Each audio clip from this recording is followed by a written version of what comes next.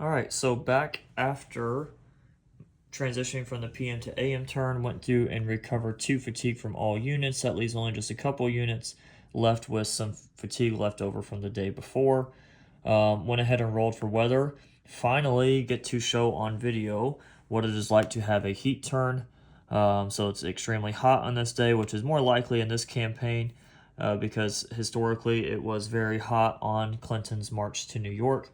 I decided to go ahead and roll for initiative, or I rolled for initiative and then decided after a continental win to activate DeKalb's wing to see if I could get them down here to continue to pressure Kniphausen, and rolled a 6. So he's actually ready to move today, unlike he was yesterday.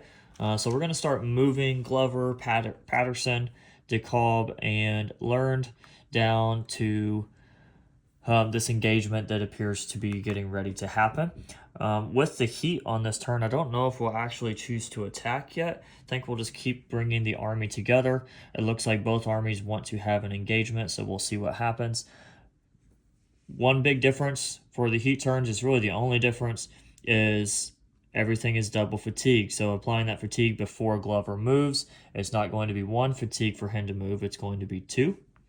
And he'll go 1, 2, into the clear hex 3, 4. Then we'll go to Patterson. Same thing. Apply the fatigue before moving. He gets 5 movement points for being adjacent to DeKalb, who has a +1. Almost all the leaders have a positive movement modifier of some sort that just encourages you to keep the units close to them. Unless you're General Lee, who I kept out of the fight up here, because he has a negative modifier on his wing. So I ended up doing something different and keeping his wing close to Washington, the Army commander, who can also place units in command, and have been using them that way. So moving Patterson, 1, 2, 3. He's going to be into the clear hex for 4, and then 5 to get here. I think I misspoke before moving him. He has 6 movement points +1, which would have been 7, because they had a really good die roll in their movement. Forgot to put the base movement onto the track down here. So that leaves him with 2 left. So I could still do a prepared. Let's see. 1, 2, 3. Yeah, still leaves him with 2 left. So I could still do a prepared attack if I wanted to, but I don't want to attack across this creek. Most likely what I'll want to do is save that attack until I get to Lafayette, and hopefully can get Washington up here to do a grand assault. All right, moving the unit under DeKalb first so I can get that movement modifier. Applying fatigue, 1, 2, 3, 4. It'd be 5 to move, or 6 to move into the hex, +1 to stack. That puts me at 1, 2, 3 units in that stack. So a reminder of the stacking limits: if you're within 2 hexes of an enemy, you can have 4 from the same wing. So DeKalb will end up doing the exact same thing and joining that stack to have 4 from his wing, which is his entire wing, stacked and ready to attack Kniphausen.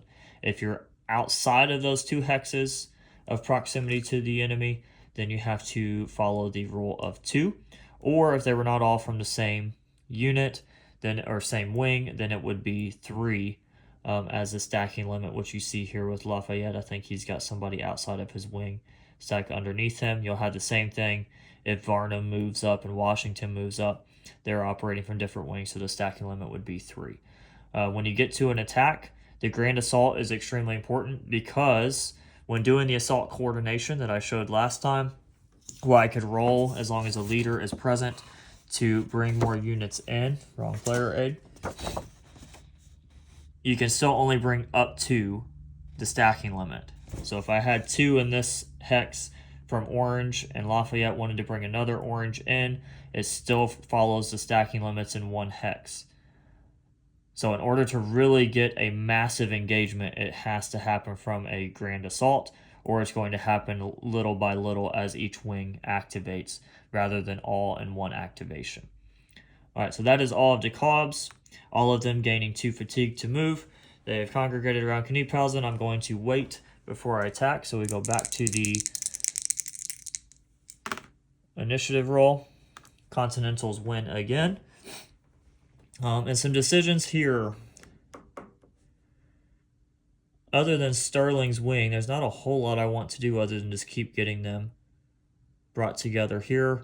I'm going to leave some of these back behind, just covering the rear to keep the British from being able to quickly shift directions and try to get to New York that direction, even though it looks like they want to go ahead and attack.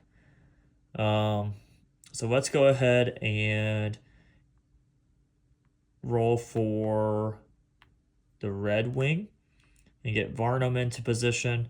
I'm going to leave Poor there to keep the provincials occupied, and that will be the only one in that wing that will move. Washington will put him in command because his commander, his General Lee, who I left back at Trenton to gain some VP points or victory points.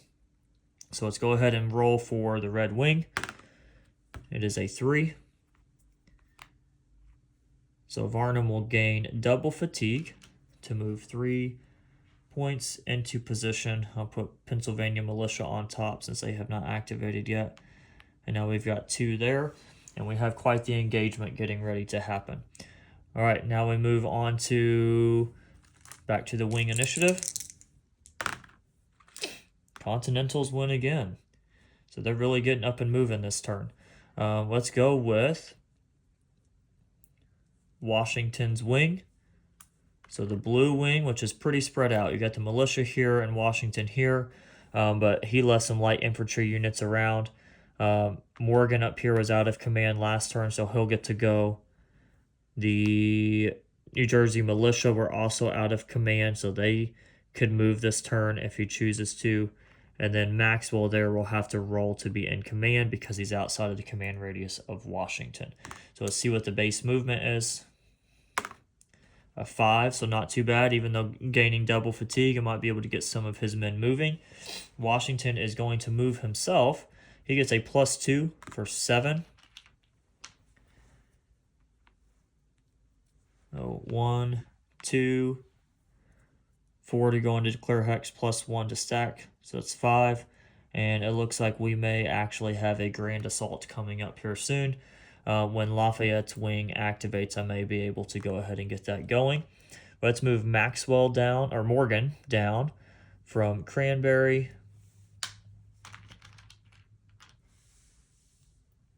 Double fatigue. He gets 5. 1, 2, 3, 4, 5. Then I will keep the New Jersey militia moving. This is where the hidden movement is really beneficial.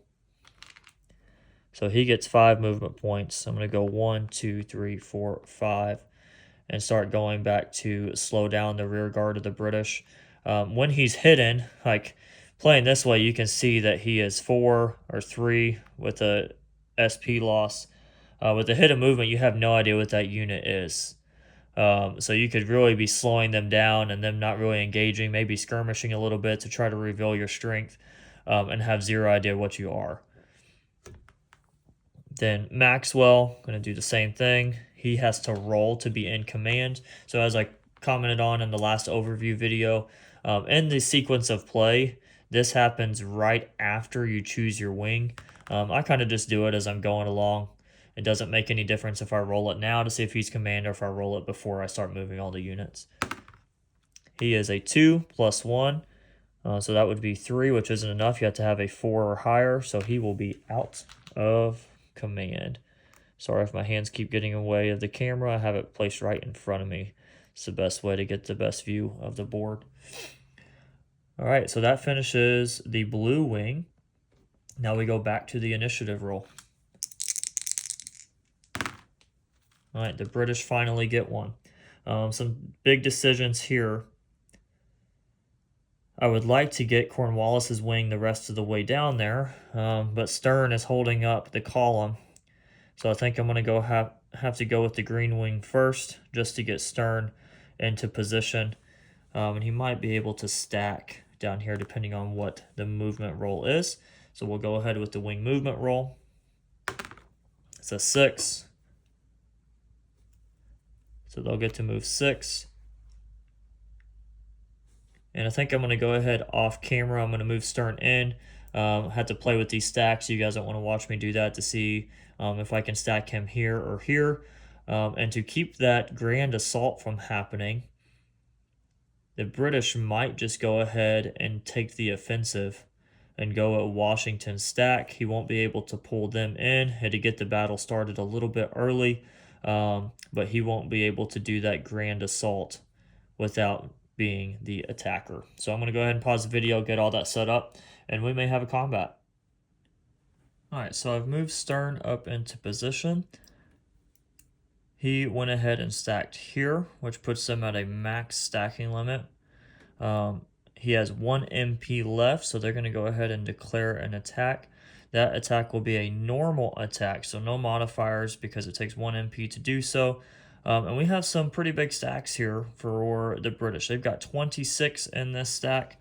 The army leader is around, but in the case of the British right now, I do not want to do a grand assault. I'm just going to do a regular assault on the Pennsylvania militia stack here, which only has 9 SP in that stack. This brings up a predicament for the Continental. So they have 2 options. They can take a chance to retreat before combat, which is here on the rolls, and you'll see the die roll modifiers. They need a 5+4 to be successful. Now you may be thinking, well, it's 26 SP to 9, which will really come out to be right at a 2 to 1, because I always round down. So at a 2 to 1, it would probably make sense for them to go ahead and retreat at that number. However, there is also assault coordination. So assault coordination, the only modifier is the leader modifier, their combat modifier, which in this case, who I would be trying to pull in is Washington. So it would be a +1. And there's no other modifiers. So they could bring in a unit from this stack, because Washington is adjacent, they get his modifier. They could bring in a unit from this stack to join them to cut down on that difference a little bit. The problem is nobody in this stack is very large. Washington's a 2. Lafayette started as a 5, but he's now only a 3. So we don't have much of a difference by bringing any of them in. So as much as I want to see a combat or an engagement, I think I'm going to go ahead and roll for retreat. And then if I fail, plus side is I know there's not huge casualties in the game, and a 2 to 1 is not going to get enough for the British to have the casualty modifier. That will raise the chances of me having more. That happens at a 3 to 1 or a 4 to 1 on the casualty table. So we'll go ahead and roll for retreat. Some modifiers to think of as we go into that. The attack is not being made across the creek. Retreat's not attempted across the creek. All attackers are not in the woods. Combined morale of the units trying to retreat is going to be a -1, so that doesn't help either. And then Washington is not in the stack, so pretty much we've got to roll a 6 in order to get out of there. And it failed, so I rolled a 4. So now we go ahead into the engagement. After the declared attack, which is a normal attack, we went to retreat before combat. Now we go to assault coordination, which if the British needed more to pull in, they could go ahead and roll for coordination to get them to their stacking limit, but they're already at their stacking limit, so they're not going to do so. And the Continentals gave up their chance to roll for coordination by trying to retreat first. So we go to the artillery bombardment table, which is 2d6. And you take the attackers minus the defenders roll, which would be a +3 for the attacker, so the defenders gain fatigue. Now, even though this is a heat or hot turn, that does not double the fatigue on this. That's only on actions. This is fatigue being gained from an engagement or artillery bombardment. So they all go up 1. And then we move to the CRT. So we already know that it is a 2 to 1. And before we do the engagement, we need to add 2 fatigue to everyone. So this is where it is 2 fatigue, because the military action that is taking place is going to double the fatigue on a heat turn. Most of the time it's just 1. So that takes them to their max. I don't have any penalty for that. I thought about adding penalties if you went over the 4. So no penalties on that. Then we have they go up to 2. Should have done this off camera just like I did all the adding. I was trying to keep from having to go through these stacks. They get 2.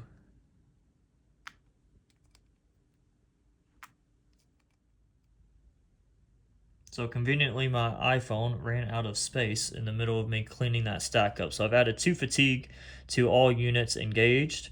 And we go to the CRT for a 2-to-1 attack for the British. And we go through the DRMs real quick. Leader combat modifier. You can use the leaders that are adjacent. So combat modifier for Clinton is a +1.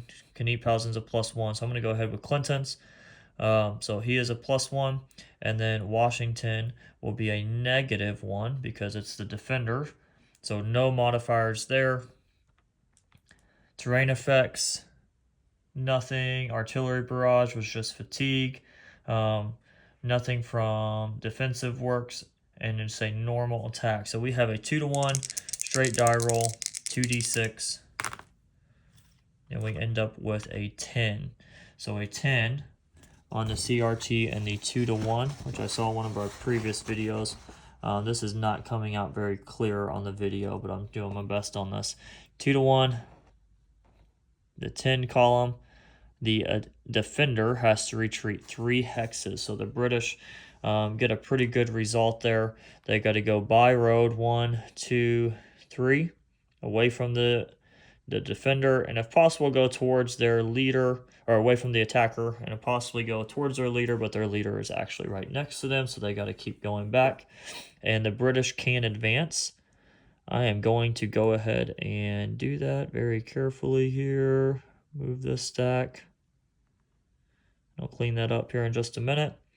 And then we go to the casualty table. So on the casualty table, both units, or both sides, roll 2d6 on the casualty table, and the column is based on the strength of the smallest army involved in the engagement, which would have been the Continentals here. So both will roll in the 6 to 10 column. Nobody was outnumbered by 3-to-1 or 4-to-1, so 2d6 for both. Now I mentioned a army leader casualty, or a leader combat, a leader casualty happens if one of the sides rolls doubles. So if they roll doubles, then they have to roll again, and that is where you get into a possible leader casualty. All right, so the British roll an 11, which is going to be a loss of 2 SP, which is pretty brutal in this game. You'll see here 3 is the highest. I have not had that happen very often with as much as I've played. 2 is a brutal result for them. And then 8 is going to be 1. So the British will lose 2. So even though they push the Continentals back the road, and maybe they can push up the road some here in a couple of turns, depending on how all this plays out, they do lose 2 SP in that one engagement, and only inflicted 1 SP loss on the Continentals. So that's another example of combat. I'm going to go ahead and pause and keep playing. If get to a point where I think something is important to include in the video, I'll hit record again. Thanks for watching.